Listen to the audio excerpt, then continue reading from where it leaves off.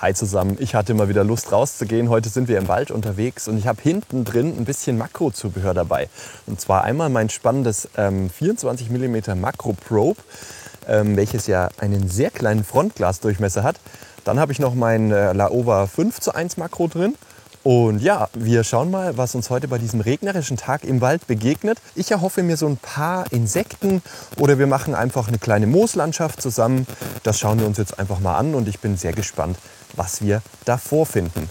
Auf der anderen Seite habe ich noch mein Tinktik Wing-Stativ dabei und ja, den Gate 2 Kopf von Leofoto habe ich noch dabei, um das ein bisschen einzujustieren. Und ein bisschen Proviant, ein bisschen Wasser. Ich habe heute mal wieder nichts getrunken. Meine Frau wird mich wieder schimpfen, wenn ich nach Hause komme und die Flasche ist wieder voll oder immer noch voll. Und ja, also wie gesagt, es regnet heute. Das ist die Chance, mal Insekten oder andere Landschaften, also Makrolandschaften, Mooslandschaften, ein bisschen in einem anderen Kontext zu setzen, also nicht immer nur Schönwetterfotografie, sondern auch mal im Regen fotografieren. Es war jetzt die ganze Woche sehr heiß, das Wochenende wird auch wieder heiß, heute ist Freitag, heute regnet es mal, das erfrischt mich so ein bisschen und ja, ich genieße das natürlich auch und es ist natürlich nicht so einfach, muss man sagen. Also ich würde auch lieber bei Schönwetter fotografieren, trotzdem zwinge ich mich immer mal wieder auch bei Regen rauszugehen, schöne Fotos im Regen zu machen, denn dann haben wir manchmal so schöne glitzernde Wassertropfen noch im Bild und ja, wir schauen mal, was wir vor die Linse kriegen.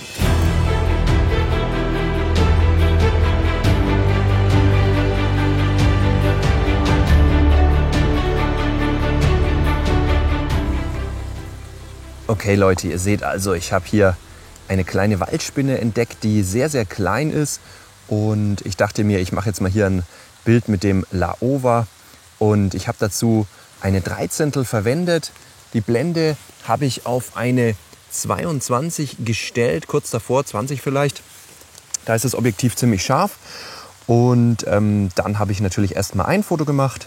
Und hier mit der Fokuslupe, die ich mir auf C2 gelegt habe, habe ich natürlich erstmal hier die Augen scharf gestellt. Das kann ich euch ja nochmal demonstrieren, wenn wir wegfokussieren. Das ist ja ein manuelles Objektiv. Dann kann man hier eben die Augen scharf stellen. Und dann beginne ich zuerst mal ein normales Bild von dem Ganzen zu machen, dass ich sozusagen erstmal einen schnellen Schuss habe, weil es könnte ja sein, dass das Tier sich jeden Moment bewegt und wieder weg ist, was wir meistens in der Natur so haben, das Problem. Aber heute regnet es und da sind die Tiere so ein bisschen eingetrübt, die können das Wetter auch nicht so richtig leiden.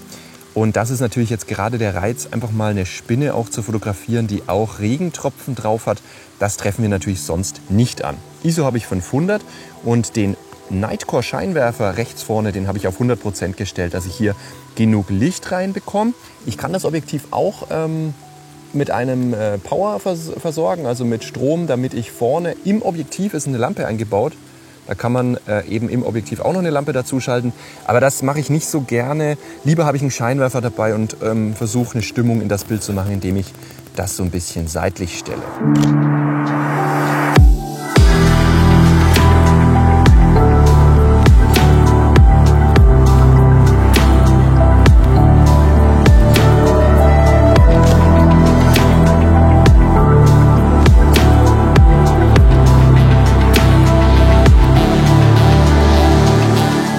Ja, jetzt habe ich das Stativ noch mal ein bisschen verstellt. Das ermöglicht mir, dass ich bis zu 2:1 ran kann. Also ein 2:1 Maßstabsmakro ist das sozusagen. Und der Nachteil dabei ist, dass ich mit dem Objektiv extrem nah an das Objekt muss. Also wenn ihr das so ein bisschen erkennt, die Spinne küsst schon fast vorne die Linse jetzt. Ja? Ich hoffe, sie hinterlässt keinen Lippenstift. Aber der Vorteil des Objektivs ist eben, also wie gesagt, Nachteil ist, wenn wir 2:1 fotografieren wollen, muss ich extrem nah ran. Vorteil ist aber, dass ich das mit keinem anderen Objektiv der Welt machen könnte, welches nicht vorne so einen ganz kleinen Durchmesser hätte. Denn mit einem normalen Makro könnte ich jetzt hier im Moos nicht so nah ran, weil der Frontdurchmesser des Glases einfach viel zu groß ist. Das Objektiv ist ein bisschen gelblastig. Da kann man sich entweder selber einen Weißabgleich abspeichern, den kann man ja hier manuell festlegen, den Weißabgleich mit einer Graukarte. Fotografiert man ab, dann hat man das ideale Grau des Objektivs. Oder in meinem Fall fotografiere ich in RAW und das bastle ich dann mit dem Weißabgleich in Lightroom schon wieder so hin, dass das passt. Und ja, das hat mich doch gefreut, dass die Spinne so schön stillgehalten hat und wir so schöne Tautropfen fotografieren konnten. Wenn sie stillhält, in meinem Fall, habe ich dann auch einen kleinen Makro-Stack gemacht. Das heißt 4 Bilder, eins vorne, eins hinterm Kopf, eins am Hinterleib und eins ganz hinten. Und dann kann man das nochmal zusammenstecken. Ihr seht ja das eingeblendete Ergebnis, wie das dann aussieht. Die Stacking-Methode habe ich ja euch schon auch zur Genüge oft schon gezeigt.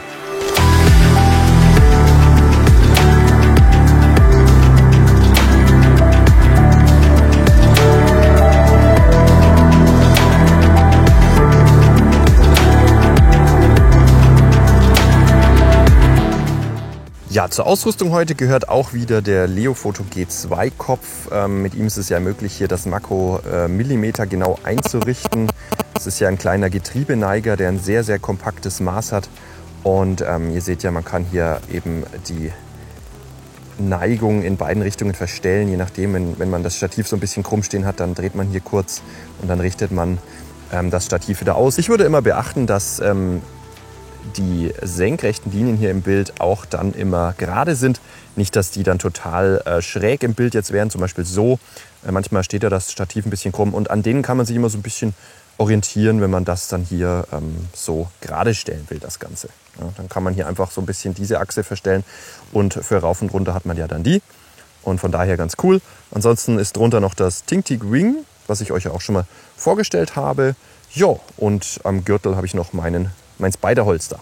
Das hier ist ja die Spider-Platte und bei dem Ganzen ist natürlich einfach praktisch, dass ich das hier einfach in meinen Gurt einhängen kann und dann hängt es drin. Wenn ich mal die Position verändere, ihr seht, selbst das lange Objektiv geht trotzdem dran vorbei und von daher ganz cool, kann nicht rausfallen, ist sofort gesperrt. Und wenn ich es entriegeln will, dann ziehe ich hier halt einfach kurz an und dann kann ich das Ganze wieder rausnehmen. Das ist natürlich perfekt. Das ist das beste System, was es auf dem Markt gibt, meiner Meinung nach. Und ja, ich verlinke euch das auch mal unten rein.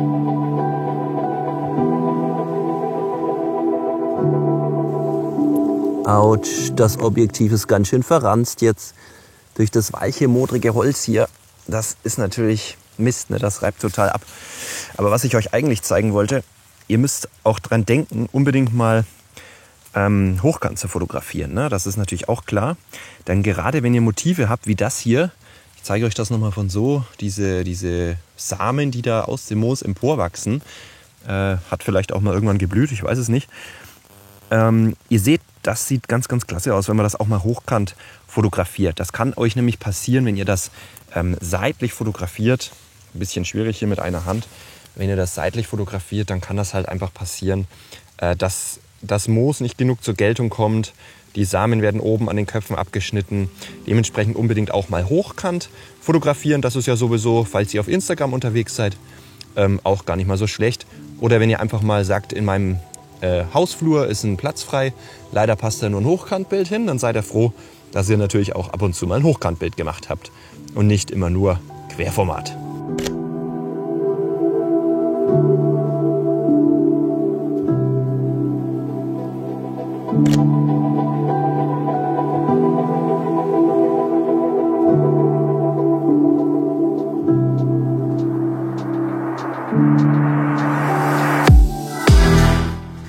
Ja, das Moos, das ihr da seht, Ziel war es jetzt halt eben, einen sehr tiefen Standpunkt zu erreichen.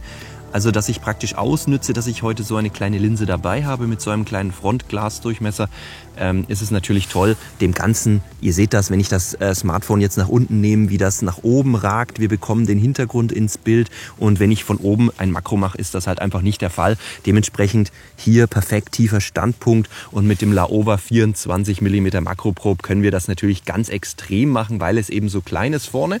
Und ja, ihr seht ja, was ich gemacht habe. Ich habe jetzt hier mit einer 25. fotografiert. Blende habe ich hier auf eine, das war eine 32 sowas, das verdreht sich immer recht leicht auch. Und dann Fokusring ist klar, bewegt man dann so lange, bis es dann an der gewünschten Stelle scharf ist. Wenn man jetzt, ich habe jetzt hier aus der Hand fotografiert, eben mit einer Auflage auf diesem modrigen Wurzelholz, dann habe ich hier aber trotzdem eine ISO 3200 gebraucht, obwohl ich hier eigentlich von rechts einen extrem hellen Scheinwerfer hingestellt habe. Und ja, trotzdem habe ich hier eine ISO 3200 gebraucht, einfach weil es eine Blende 32 ist, damit wir hier mit dem 24 mm Weitwinkel ganz, ganz viel Schärfe reinbekommen. Ja, Leute, eigentlich wollte ich hier diese kleine Blaubeere jetzt einrichten, die ihr da hinten seht, die da. Und ja, dann ist mir hier auf dem Grashalm, oder was das auch immer ist, eine kleine Springspinne emporgekommen. Eine ganz kleine, vielleicht 5 mm groß. Ja? Und ich war noch gar nicht richtig fertig mit dem Einrichten. Ja? Ihr seht das hier auch, ich habe den Scheinwerfer noch im Hintergrund und alles. Und dann dachte ich mir, hey, nimm die Springspinne schnell mit und habe mein Stativ hingeschwenkt und habe ein paar Mal durchgedrückt. Und dieses Bild könnte halbwegs was geworden sein, weil ich hatte ja noch gar keinen Fokus und alles eingestellt. Sieht mir nicht so hundertprozentig scharf aus. Vielleicht kann ich es noch retten in Lightroom. Aber nach diesem Foto ist sie genau in meine Linse gesprungen. Weil ich bin ja nur vielleicht 6, 7 mm mit dem Objektiv von der Spinne entfernt gewesen. Und das hat sie natürlich gleich zum Anlass genommen, genau in die Linse zu springen. Und dann war natürlich das Fotografieren vorbei. Aber ich freue mich trotzdem, weil ich liebe es, Springspinnen zu fotografieren mit den großen Augen. Ihr habt das ja in meinem Tierfilm Wildes Yucatan auch gesehen. Da habe ich ja eine in Mexiko gefilmt, die war ein bisschen größer, vielleicht 8 mm ungefähr. Die sind ja immer sehr, sehr klein und umso beeindruckender sieht das immer aus, wenn man die Augen sieht in Videos oder Fotos.